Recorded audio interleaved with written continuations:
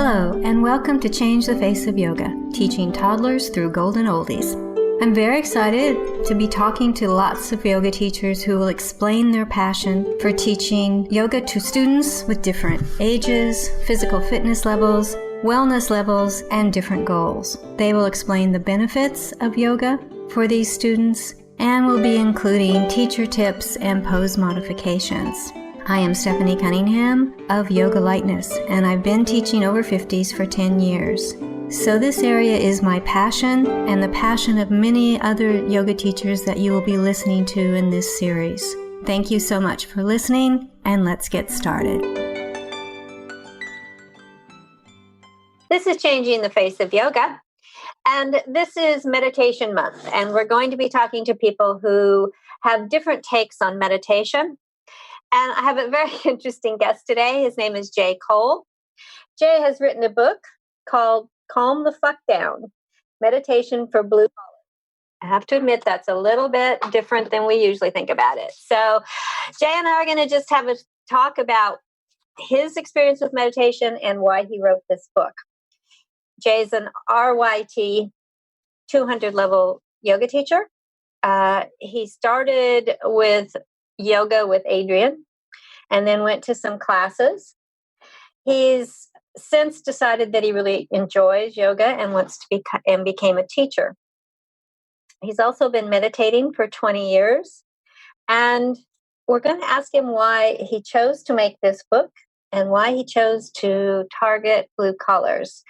So welcome, Jay. I'm glad to have you on the podcast. I think you're going to add some stuff that most people wouldn't, and I'm looking forward to it. So do you have anything else to add to your introduction? Well, first of all, thank you, Stephanie, for having me here. This is a great honor to be on your podcast and a part of anything in the yoga community. I'm definitely a fan of this kind of stuff. Thank you. The intro was great. You've done your research. I don't know. So yeah, yoga is like one of like the newest things, I guess, to come into my life. So before that, if it helps anybody, I started out as an artist and doing graphic design, and I still do that on the side. And I probably did graphic design for like 20 years at least, before getting into yoga even. But then alongside of that, I was a musician in a hip hop band. And we switched into, I think I've had 3 different like rap crews. And then I've had my own solo music that I make too. And I don't know, I just, I lived such a hard life. And then it was just so interesting to like kind of, go from the sex, drugs, rock and roll kind of lifestyle, like living fast and free and hard, and then flip-flopping completely into like such a more of a soft kind of existence, in yoga, in the whole world of yoga. And so with yoga, anyways, the reason why I got into that was, I think it was like 2007. I had been talking to my grandfather when he was still alive, and I was trying to find out what the illnesses were in my family so I could be proactive about that stuff and kind of, get a handle on it early in life, in my youth, my 20s. So he was saying how the worst thing in our family is arthritis. And so I definitely did not want to get into arthritis because my dad has it pretty bad, and his arthritis, went all the way to rheumatoid. So it's pretty bad for him. Wow. And yeah, it's nasty stuff. So rheumatoid, for anybody who thinks that rheumatoid arthritis is arthritis, it's not. It's literally your immune system. It's like eating itself from the inside out.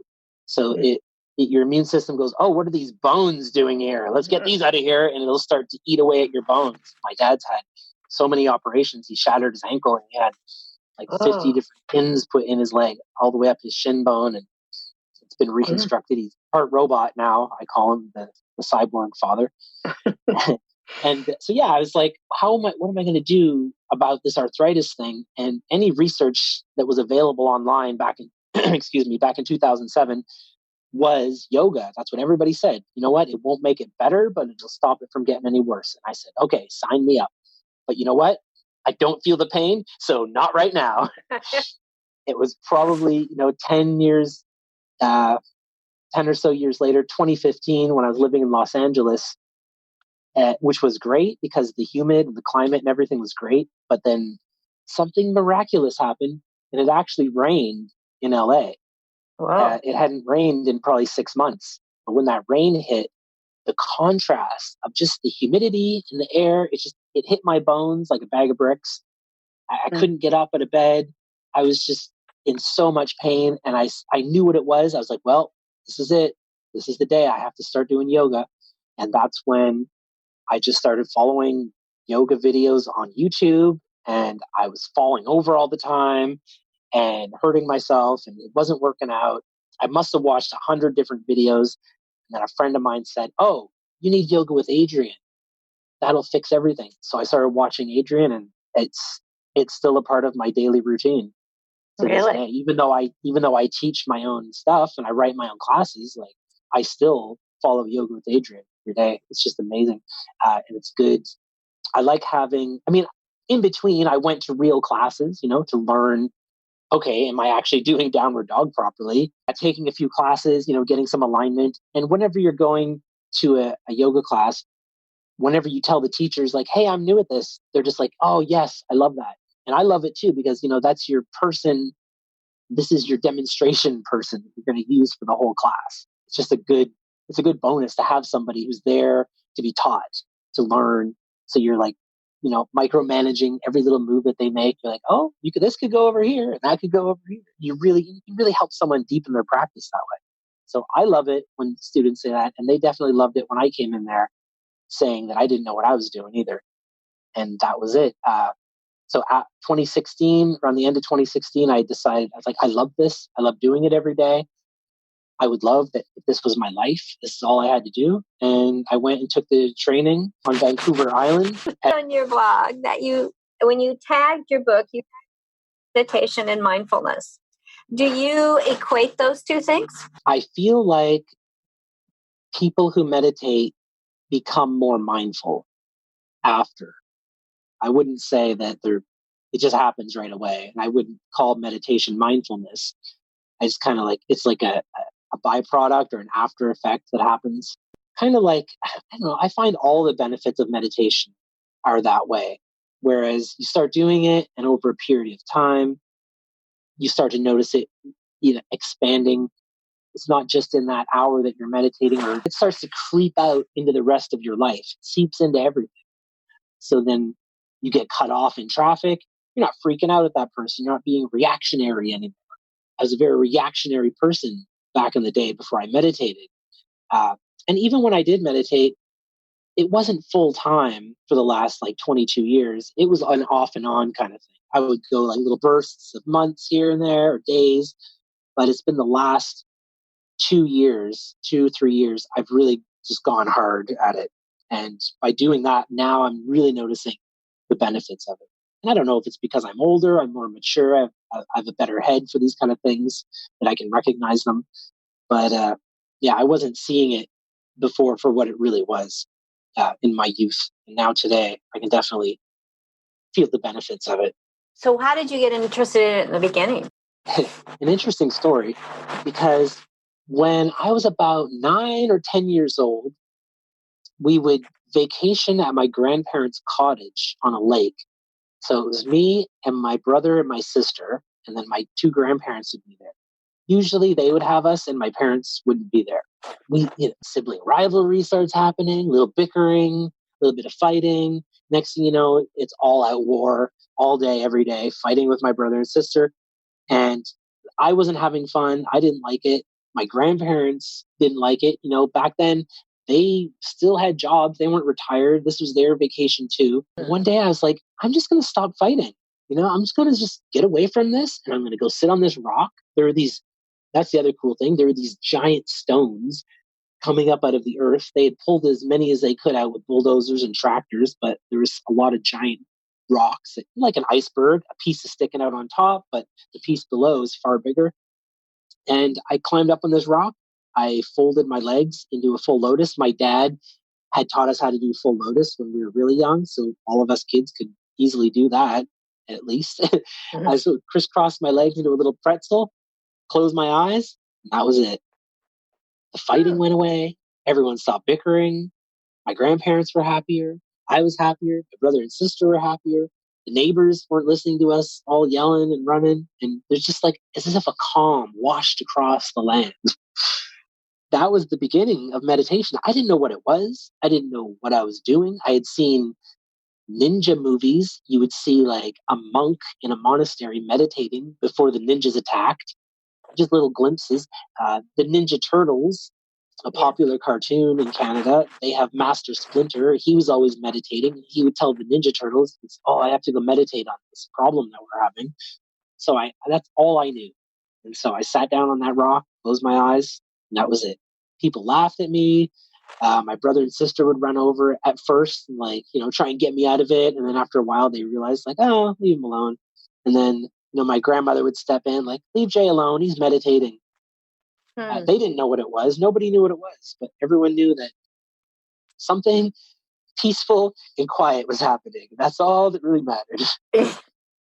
And from there, we used to have these like Buddhist magazines. I can't remember the name of it, but I would read these magazines. I didn't know any of the Sanskrit terms, the words, and we're talking like early '90s here. There was no internet to kind of research with. So I would be reading these books, not having a clue, but just kind of gleaming little bits of information here and there. And I don't know if they helped or just confused things more. But the fact is that they existed and I read them, and maybe that stuck somewhere in the back of my head for now. Now where I understand a little bit more. I don't want to say I know it all, but It sounds like you might have had a family though that your dad taught position and you had these Buddhist magazines around. My dad had taken karate, and so I guess that's where he learned it. He was young, and he just taught us how to do this fun thing where we cross our legs, and then you could even flip up onto your knees in full lotus and then try and walk on your knees and walk around the living room. And so my brother would crisscross his legs and I'd cross mine up, and then we would like have wrestling matches. And the first person to like break their legs open would lose. So that's where the lotus came from.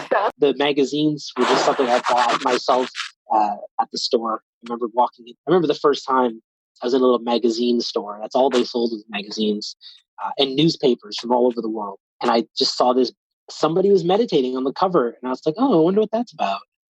Bodhisattva? That might have been the name of the magazine. Anyways, that's where it all began. Okay. From there, I just kept doing it throughout life. Like I said, on and off. So throughout my 20s and in my 20s, early 20s to late 20s, that's when I really got into music. That's when like the sex, drugs, rock and roll started. So there was a lot less meditation happening. And I found it really became one of those things like prayer. So you'll hear about people who pray only when shit is going wrong. That's when they reach out. And that's when, for me, that's when I wouldn't pray. I would like, okay, I got to meditate on this. I would go sit down and close my eyes, have a good meditation session. And usually I would come out of it with some kind of like revelation. I would have, accomplished something. It wouldn't always be for nothing. I mean, there are many days where nothing happens, that's for sure. But what I like to tell everybody is that you're training your mind to know that it can be in this state. It doesn't have to be, like it says in my book, a nail trying to hit a hammer, a hammer trying to hit a nail on the head. Your mind is always looking at everything as if it's a problem. So your mind is this hammer and everything is a nail, just constantly trying to pop these nails in the head. So in my book, when I finished yoga teacher training and I'd gone back east coast to Atlantic Canada, everyone, I guess, had seen this like difference in me, that something had changed. They're like, man, you're different. Like you're so much calmer now and so much more peaceful. Like you're grounded and centered. And can you teach me how to meditate? And I'm like, yeah, I can. But logistically, it never worked out that I could teach 40, 50 different people how to meditate, go into their house to teach them. Like there's thousands of videos online you can watch. After, when it got to that point of like maybe 50 people had asked me how to meditate, I'm like, I know what I'm going to do. I'm going to write a workshop. So I sat down, I got out a PowerPoint presentation, and I started writing everything I knew about meditation. And then anytime I had a question, I would just do a little bit of research and try and fill in some spots here and there. And then I was like, well, maybe I'll teach people about different kinds of meditation. So then I'm like, okay, now I got to really research. I got to really know my shit now. Started figuring out like, what is a mantra meditation? What is that? What's entailed with that? What is loving kindness meditation? What's that all about? What's Kundalini meditation? I wanted to know what all the different styles were, what they do, just to give people, a little bit of a foundation to go off of. If they wanted to research further later on, kind of like an introductory course. I put up flyers all over town. I bought Facebook ads. I rented out a center. I had a TV and a big screen set up and the PowerPoint ready to go, and 3 people showed up. So I was like a little disappointed. Like, man, everybody's been asking me like literally daily to teach them how to meditate. And I told everybody I'm going to do this workshop. Everybody's so interested in it. And then nobody showed up. So I did a few more of those workshops, and still literally like 3 people would show up at the most. I'm like, okay, this isn't maximizing the value of my time here or anyone else's to have like 3 people. Because in the workshop, I had things like I'm standing there and I'm bouncing a ball and I would throw the ball at someone in the crowd. Like these are part of the things that I was going to teach with. I had little puzzles and games that required more than 3 people to be in the room. So, okay, I'm going to just put this on the back burner. And then I decided, oh, I know. I'm going to take all the speaking notes from my Excel or PowerPoint presentation, because with Excel, you have the stuff that's on the screen. Then you have your own private screen with your speaker's notes that no one else gets to see. So I took all my speaker's notes with the bullet points, combined those. I'm going to make this into a book. And I started typing it, got it all formatted, put it into a book. And I sat there and I looked at it and I read it and I was like, oh crap, gone. And I've written just another generic old meditation book. Millions of these going to end up in the new age section in a discount bin at the bookstore. And I could just see it like, stacks of these books piling up in my house, unable to sell them. So rather than do anything about it, I just kind of, again, I put it on the back burner, just let it sit there. I said, I'll find a way to do something with this eventually. I was walking by a job site and they were doing construction, and I heard wrenches being thrown and hitting the wall and people cussing and freaking out and fight noises and fists, and then a circle gathering of employees and all stopped what they were doing and formed a circle around these 2 guys fighting and yelling and calling each other down to the lowest. So everyone, productivity had completely stopped. Everybody's on edge. Everybody's tense. Guys are fighting. Wrenches are flying through the air. Like, this is now a dangerous environment to be in. And almost as a joke, it ran through my mind. I was like, if anybody needs meditation in their life, it's these guys. And that was it. That was my like light bulb moment. So I ran home, hopped on the computer, busted open my meditation book, and I just started retyping the whole thing from scratch. And almost as a joke, I had this voice in my head. So it was like a light Southern accent, like a Matthew McConaughey kind of accent, because I don't know why most people associate that with those kind of jobs. And it was just in my head. So that's like the first line of text in the book is, this book is best read with a light Southern accent. Think Matthew McConaughey. Put that in your head and you start reading. And then I threw in like, there's a lot of swear words, but also there's a lot of allusions to the construction industry, labor jobs, things like that. I've done a lot of that work myself with my dad growing up, and worked a few job sites. I really hate it, and I don't like it, and I wouldn't call myself a worker. Like, I know a lot of people entire lives working in these industries to become the best at it. I have the knowledge anyways of how to do all the things. At least I had that. So I know about building foundations and building upon structures, how to put up drywall and pouring concrete, putting on shingles on roofs. I've done tons of stuff. I've mixed my own concrete and poured it, added extensions onto houses. I've cut down trees in the forest, run the trees through a machine that turns the trees into boards that you can then build with. Like, we've done it all. So I have a lot to go off of here. And I just sat down and started typing away at this book. It probably took another probably 6 months to get it all finalized, and then send it out to Amazon, and they do their little thing with it. And here we are today. Do you have an idea of what the response is to it is from the blue collar community? So far, it's been pretty good. You've changed the language to attract your target market, shall we say. Did you do anything else to massage the information to make it more palatable or easier to understand for this group? Yeah, so I took out all the Sanskrit words, kind of say everything at face value for what it is. I think there's a couple times I put something in, and if I do, I explain it like, oh, that means this, and then I'm not going to continue. I find when I read a lot of books, they'll say like, so like even in yoga poses, an asana means pose. So I'll find that you'll be reading a book and they'll explain that. They'll be like, such and such asana. Asana means pose, but then they won't ever tell you that again. And they'll just continue using the word asana through the rest of the book. You have to constantly keep flipping back. What did asana mean again? Oh, yeah, it means pose. I didn't want that to happen. So I just kind of figured I'd completely remove it. The frequent swear words placed throughout the book, and then the allusions and the metaphors in relation to building and constructing things. A little bit of humor, my own humor. I mean, I was a comedian for 5 years. I did stand up for 6 years. So that kind of never goes away. If you were giving advice to someone who wanted to do a meditation book that was not going to end up in the bin at the bookstore at half price, what were the most important things that you did for this book that you think made it more successful? Just because of the process and the progress of it. Like it started out as a workshop, and then became a book, and then became a second book. Finding your target market is probably the best thing. You can write a book about anything, but who's your market? Who are you aiming it towards? What do you know a lot about? Those should be some of the things you should think of if you are going to write a book. And I mean any kind of book. Like I'm working on another book right now. This one I started writing back in 2004. And I finished in 2011, and it's just been sitting there. I like it. It's a fantasy book, and I like it, but I was like, I don't know. It's not anything that I would read. Like I would never pick this up and go, wow, this is awesome. So I'm in the process now of rewriting that book, which is thousands of pages longer than my meditation book.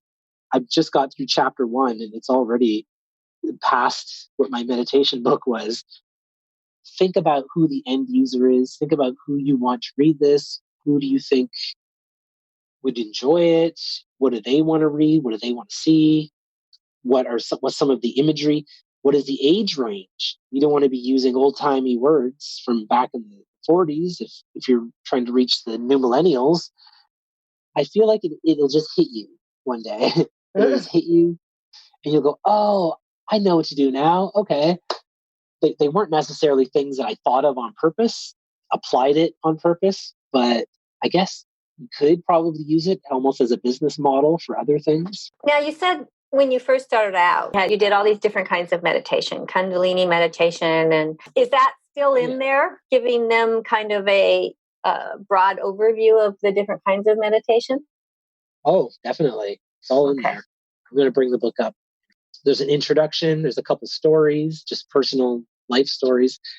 It goes into the benefits of meditation, a little section on don't get caught up, tried and true techniques, physical techniques, so positioning of your body, mental techniques, kind of some of the things that people like to think about when they're sitting there, because we all know, we've all heard, everyone thinks that, oh, it's all about, just completely emptying your mind into nothing. Just go into this white space. Well, no, now you're in just the white space. It's not really about that. It's about witnessing the thoughts. There they are. There they go. I don't own them. I'm not getting attached to them. And now they're gone. Poof. That kind of idea. There's a few guided meditation ideas in there. Some potential hindrances like pets, roommates, neighbors making noise. When you sit down to meditate, it's kind of like running. You start running, you're not really in the groove yet, but after about 5-10 minutes of running, like you're okay, yeah, now I've got it. Yeah, then you're in that flow state, you're just going, you're with it. And it's kind of the same with me with meditating. There's this like rocky road, grumbly challenge to get through at first, and then you're through that. And for me, it's about 20 minutes in, and then it's like smooth sailing after that. The first 20 minutes are like, oh, what's that itch? or I got to do something. So for about 20 minutes, there's a lot of that nonsense going on. But after 20 minutes, it's like smooth sailing. So how long do you meditate? If you 20 minutes is just getting you into it. I do an hour every morning. Wow. And that's just what I've built up to when I first really started getting back into meditation. Like, okay, I'm going to do this. I'm going to hit it hard.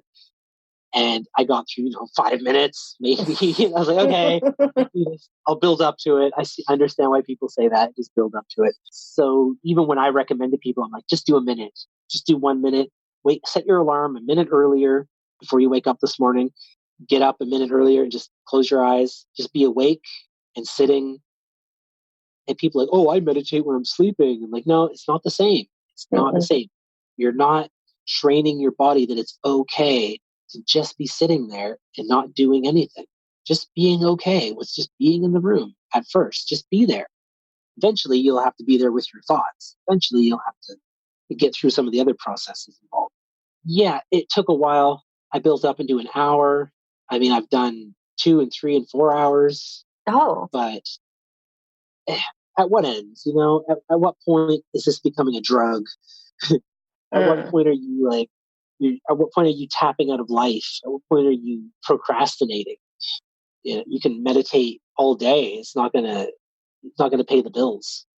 It's an interesting thought, though, that you can really take meditating to an extreme that's not beneficial. Yes. So there's monks who sit and meditate all day. They'll do 8 14-hour meditations. That's what they do. But you know what they're not doing? They're not doing yoga all day. They're not working out in a gym. They're not doing push-ups. They're not doing a lot of physical strenuous activity. They're not cleaning houses. They're not biking and running and jogging. They're just sitting. It's easy to just sit. Your body really doesn't use up that much nutrients or energy when you're just sitting. And when you tackle the whole breathing thing, so everything starts with the breath, then the breath dictates to the heart. Everyone here in Western medicine thinks that it starts with the heart, but actually it starts with the breath. The breath tells the heart what to do, and then the heart works for the rest of the body. So when you can tackle the breathing, you can get the heart rate really lowered down to almost nothing. And that is the key, I guess, for long-term meditations and heart health and all that kind of stuff, which I kind of go over that in the book too, the benefits. So what would you say was the best benefit for you? For me, I would say not being so reactionary. Like I was someone, I would react right away. Not really fly off the handle, and there's certain people who know, especially with family, people know how to push your buttons. My dad or my brother could very easily just make a funny joke about yoga or something about stuff that I'm into, and I would get so defensive about it and aggressive. No, you don't understand. No, it's like this. And they, ha ha ha ha, they sit back and laugh. We got him again. Ha ha. Look at Jay, he's getting all red in the face. Ha ha. Okay, Mr. Yogi. Ha ha. Oh, I'm like, damn, they got me. Through all the meditation, that's really just kind of melted away. And I don't just mean with my family, I mean with anything. You get cut off in traffic, someone beeps the horn at you. I'm like, yeah, whatever, I know, we're driving. And you keep going.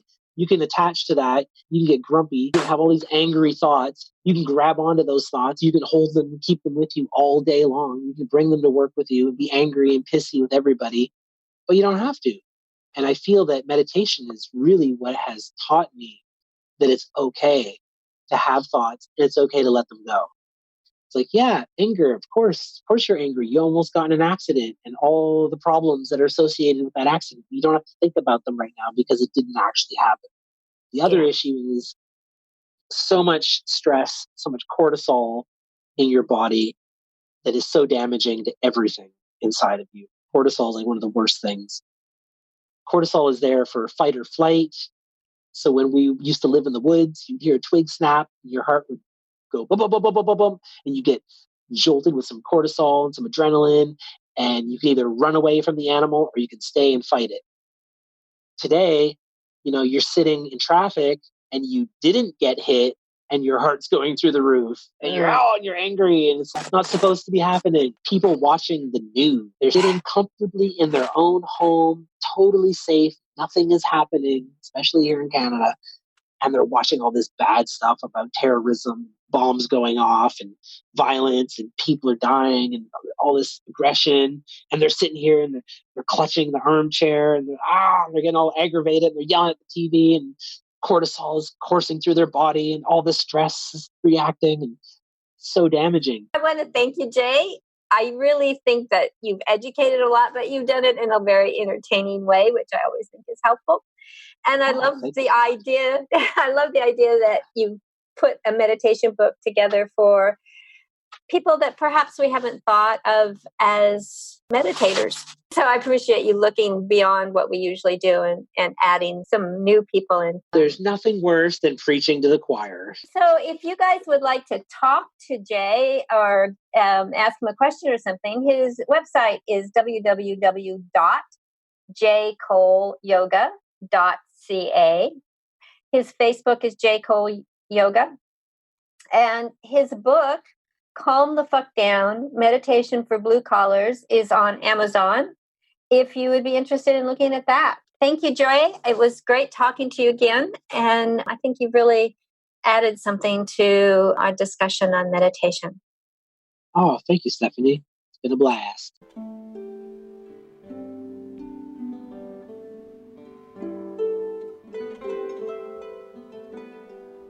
Thank you for that wonderful interview. If you would like to be a guest on Changing the Face of Yoga, please go to my website, www.yogalightness.com.au, and under the Changing the Face of Yoga tab, you can complete Be Our Guest form. After reviewing the form and finding it applicable to this podcast, we will send you a link to schedule an interview. Please download, review, and tell your friends of any podcasts that are of interest to you and to them. If you would like to contact me, send an email to info@yogalightness.com.au. And thank you for listening to Changing the Face of Yoga.